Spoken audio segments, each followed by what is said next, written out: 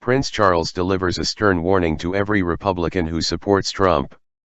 Prince Charles has warned the lessons of the Second World War are in increasing danger of being forgotten.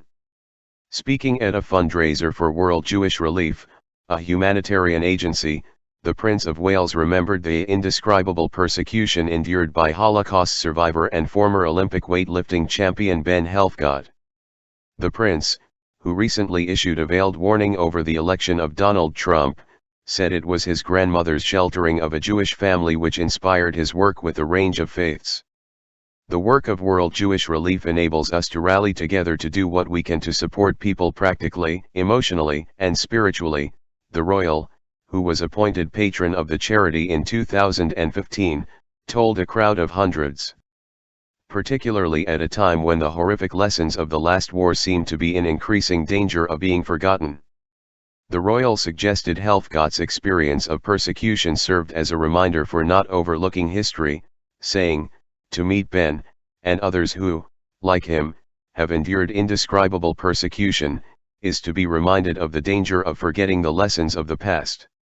The prince applauded the work the charity, which was established to support those fleeing Nazi Germany, did with impoverished Jews in Ukraine as well as those escaping the atrocities of Syria and Rwanda. It is about supporting local communities with what they feel they need and not about imposing solutions from outside.